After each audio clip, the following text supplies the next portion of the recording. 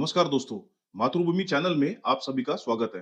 दोस्तों, अगर भारत की सिर्फ एक 20 किलोमीटर की जमीन कट जाए या उस पे कोई डिस्टरबेंस आ जाए, तो नॉर्थ ईस्ट के 8 राज्य है जो मेनलैंड इंडिया से अलग हो सकते हैं। सवाल ये है कि क्या कोई देश ऐसे करने की हिम्मत कर सकता है?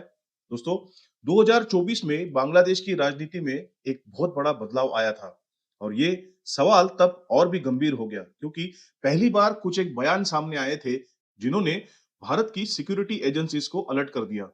क्या बांग्लादेश धीरे धीरे पाकिस्तान और चाइना के करीब जा रहा है? और अगर ऐसा होता तो भारत क्या करेगा?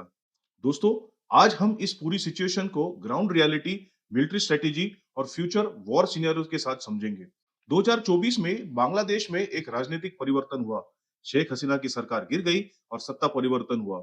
दोस्तों, इस साल हुए चुनाव में बांग्लादेश नेशनल पार्टी को बहुमत मिला और इस पार्टी के नेता तारिक रहमान प्रधानमंत्री बने। सरकार बनने के कुछ ही समय बाद कुछ ऐसे बयान सामने आए हैं जिससे लगता है कि बांग्लादेश अपनी फॉरेन पॉलिसी को रीसेट कर रहा है। आज का सबसे बड़ा सवाल है कि बांग्लादेश की राजनीति में यह बदलाव क्यों आए। पहला कारण है एंटी इंक्यूमेंसी। दोस्तों, लंबे समय तक एक ही सरकार रहने की वजह से इस सरकार के प्रति डिससेटिस्फेक्शन बढ़ गया था। दूसरा कारण है जनरेशन। आज के जो युवा है बांग्लादेश के, वो 1971 से इमोशनल कनेक्शन नहीं रखते हैं। ये वही युद्ध था दोस्तों जिसने बांग्लादेश को जन्म दिया, बांग्लादेश लिबरेशन वॉर। उस समय पाकिस्तान की सेना ने ऑपरेशन सर्चलाइट के तहत बड़े पैमाने पर अत्याचार किए, लेकिन समय के साथ इतिहास की ये यादें कमजोर हो चुकी है। और तीसरा कारण है आर्थिक दबाव। जब जनता आर्थिक मुश्किल में होती है तो किसी ना किसी के ऊपर तो ब्लेम डालना पड़ता है और कई बार इंडिया को ही टारगेट बनाया गया। आज भारत एक बड़ी अर्थव्यवस्था और मजबूत सैन्य शक्ति के रूप में उभरा है, जिसका असर स्वाभाविक रूप से आसपास के इलाकों में पड़ता है।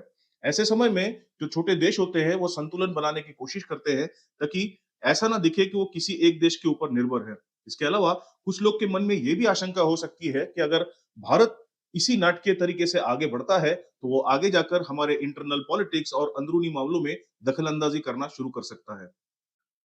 आइए अब बात करते हैं भारत की सबसे संवेदनशील जगह की, सिलीगुड़ी कॉरिडोर।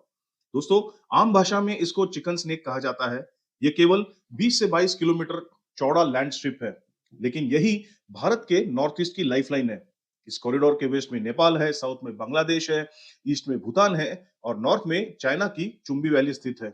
अगर किसी आपदा में या क्राइसिस में ये कॉरिडोर डिस्टर्ब हो जाए तो नॉर्थ ईस्ट के सारे राज्य मेनलैंड इंडिया से कनेक्टिविटी खो सकते हैं। यही कारण है कि ये दुनिया का सबसे सेंसिटिव स्ट्रेटेजिक चोक पॉइंट में से एक है। तो दोस्तों, ये हम समझने की कोशिश करेंगे कि अगर इस कॉरिडोर पर किसी भी प्रकार का खतरा आता है तो भारत के पास कौन-कौन से विकल्प मौजूद है। सबसे पहले यह स्पष्ट है कि अगर इस तरीके की कोई कार्रवाई दुश्मन करता है तो इसका मतलब है सीधा युद्ध होगा और उससे किसका लाभ होगा, किसका नुकसान होगा, वो तो भविष्य में पता चलेगा। दोस्तों, जहां तक चाइना का सवाल है, चाइना अपनी जो सैन्य क्षमता है, आर्मी, नेवी, एयरफोर्स, इसको लेकर लगातार शक्ति प्रदर्शन करता रहता है और इसका मार्केटिंग भी बड़ा जबरदस्त तरीके से करता है। लेकिन दोस्तों, फैक्ट ये भी है कि चाइना ने अपनी आखिरी लड़ाई 1979 में वियतनाम के खिलाफ करी थी। यानी लगभग 50 साल गुजर चुके हैं। चाइना को किसी बड़े युद्ध का प्रत्यक्ष अनुभव नहीं है। इसके विपरीत भारत कई लड़ाइयां कर चुका है, जिसमें कारगिल भी शामिल था और कठिन परिस्थितियों में आर्मी, नेवी, एयरफोर्स इनका उपयोग कैसे करना है, इसका व्यावहारिक अनुभव भी रखता है। सिलीगुड़ी कॉरिडोर से चाइना की चुंबी वाली, मतलब चाइना का जो क्लोजेस्ट पॉइंट है, वो तकरीबन 130 किलोमीटर के ऊपर है। अगर चाइना किसी तरीके से कॉरिडोर के ऊपर प्रत्यक्ष कब्जा करना चाहता है, तो बीच में 130 किलोमीटर तक भारतीय सेना बैठी है। तो ये जो ऑपरेशन होगा वो बहुत चुनौतीपूर्ण और बहुत कॉम्प्लिकेटेड होगा। जहां तक बांग्लादेश का सवाल है, उसकी जो पारंपरिक सैन्य क्षमता है, उसकी स्तर इस कार्रवाई के लिए पर्याप्त नहीं मानी जाती है। हाँ, एक संभावना ये हो सकती है कि चाइना अपनी ही सीमा से लंबी दूरी के मिसाइल्स, ड्रोन्स या रॉकेट सिस्टम के माध्यम से इस कॉरिडोर के अंदर जो महत्वपूर्ण ढांचे हैं, जैसे रेलवे लाइंस, ब्रिजेस या आर्मी के लॉजिस्टिक ठिकाने, इन ठिकानों को निशाना बनाने की कोशिश कर सकता है। लेकिन दोस्तों, ध्यान में ये रहे कि हमारे पास भी ऐसे विकल्प अवेलेबल है।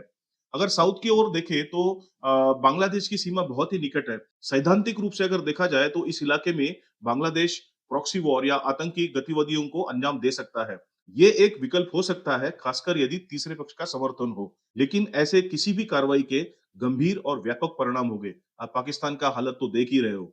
तो ये घटना केवल सीमित नहीं रहेगी, लेकिन इसका असर पूरे बांग्लादेश में और एशिया में फैलेगा। दोस्तों, आपने देखा होगा कि कड़ी बयानबाजी के बावजूद भी कई बार प्रत्यक्ष सैन्य कार्रवाई तुरंत नहीं हो सकती है। इसका कारण स्पष्ट है, किसी भी सैन्य अभियान से पहले विस्तृत लॉजिस्टिक तैयारी करनी पड़ती है। सही जगह पर सही हथियार, सैनिक, सप्लाई लाइन और एरियल कवर जैसी तैनाती आवश्यक होती है। आधुनिक दौर में इतनी बड़ी सैन्य गतिविधियां छुप के नहीं रह सकती है। सैटेलाइट्स है, इंटेलिजेंस नेटवर्क है, सर्विलेंस सिस्टम है, जिसके कारण युद्ध के संकेत अक्सर पहले ही दिखाई देंगे। अगर हम इसी संदर्भ में सोचें, तो चाइना अगर इस कॉरिडोर के ऊपर हमला करने की कोशिश करेगा, तो उसको व्यापक तौर के ऊपर सैन्य की तैयारी करनी पड़ेगी। इसलिए ये मानना कई बार व्यावहारिक नहीं होगा कि कोई भी देश अचानक उठ के रॉकेट या हवाई हमला या ड्रोन से इस कॉरिडोर के ऊपर निशाना बनाने की कोशिश करेगा। भारत को इसके पूर्व संकेत मिलेंगे। भारतीय सेना, वायुसेना और नौसेना नियमित रूप से इन अलग-अलग सिनेरियो की प्रैक्टिस करती है या वॉर गेम्स करती है। इनका एक एस्केलेशन मैट्रिक्स होता है, विकल्प होते हैं, जिसके तहत हमारा जो उत्तर होगा उसको चरणबद्ध और संतुलित तरीके से आगे बढ़ाया जाता है। सैन्य योजनाएं अत्यंत सोच समझकर बनाई जाती है, जिसमें कूटनीतिक, राजनीतिक और तकनीकी सभी पहलुओं का संतुलित आकलन किया जाता है। दोस्तों, इन सभी संभावित चुनौतियों को ध्यान में रखते हुए भारत की सैन्य और सुरक्षा व्यवस्था पहले से ही मल्टी डायमेंशनल रखी हुई है, ताकि किसी भी स्थिति को प्रभावी ढंग से सामना किया जाए। यदि इसके बावजूद भी कॉरिडोर के ऊपर कोई संकट आता है, तो सबसे पहले आसपास की तैनात सेना की इकाइयों को और सैनिक बलों को सक्रिय किया जाएगा और पूरे क्षेत्र की फिजिकल सिक्योरिटी मजबूत की जाएगी। इंपॉर्टेंट ब्रिजेस जो है, ट्रैफिक चौक पॉइंट जो है और प्रमुख जो नेशनल हाईवे है, इसके ऊपर सेना की पेट्रोलिंग बढ़ाई जाएगी, ताकि लॉजिस्टिक और नागरिक आवाजाही सुरक्षित बनी रहे। और साथ ही में इस पूरे इलाके को आधुनिक वायु और मिसाइल रक्षा प्रणाली के परतों के साथ सुरक्षित किया जाएगा, जिसमें S-400 जैसे मिसाइल सिस्टम भी शामिल हो सकते हैं। ऊपर से इंडियन एयरफोर्स निरंतर एयर प्रोटेक्शन प्रदान करेगी, जो अलग-अलग बेस नॉर्थ ईस्ट में या इंडिया में अवेलेबल है। यहाँ से कॉम्बैट एयर पेट्रोल भेजा जाएगा, ताकि दुश्मन का कोई भी हवाई जहाज या ड्रोन जैसा एरियल प्लेटफॉर्म इस क्षेत्र में आने से पहले ही रोक दिया जाए।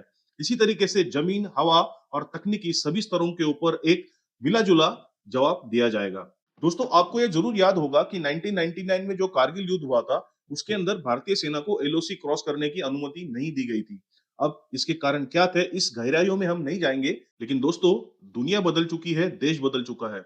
आज की तारीख में अगर सिलीगुड़ी कॉरिडोर को कोई खतरा आता है, तो यकीन है भारत ईंट का जवाब पत्थर से देगा।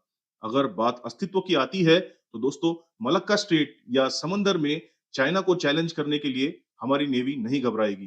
दोस्तों, मलक्का स्ट्रेट चाइना की लाइफलाइन है और इसे रोका जा सकता है। अगर फिर भी हमें जरूरत पड़ती है, तो बांग्लादेश से होकर जाने वाले रास्तों को तो हम इस्तेमाल कर ही सकते हैं, चाहे बांग्लादेश हाँ करे या ना करे। क्योंकि अगर सवाल अस्तित्व का है, तो बांग्लादेश के अंदर घुसकर भी हम अपने आप को और अपने नॉर्थ ईस्ट स्टेट को मेंटेन कर सकते हैं। दोस्तों, अगर सिलीगुड़ी कॉरिडोर के ऊपर खतरा मंडराता है, तो इसका मतलब ये है कि बड़े पैमाने पर विनाश, समुद्र में युद्ध और अंतरराष्ट्रीय पैमाने पर खड़ी होने वाली समस्या है। इस चीज से निष्कर्ष क्या निकलता है?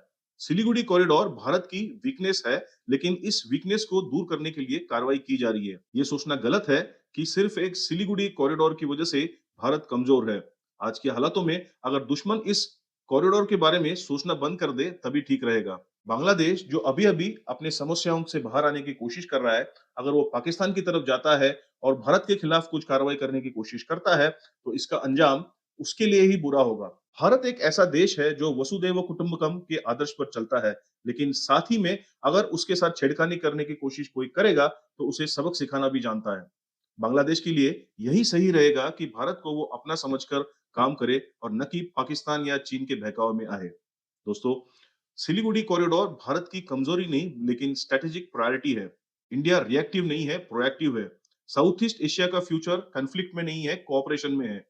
बांग्लादेश, इंडिया और पूरे रीजन के लिए सबसे सिंपल रास्ता है स्टेबिलिटी, कनेक्टिविटी और डेवलपमेंट। तो इसलिए आशा करते हैं कि बांग्लादेश की नीति इसके बाद सही डायरेक्शन में जाएगी और इस पूरे इलाके का भविष्य उसके ऊपर ही आधारित है।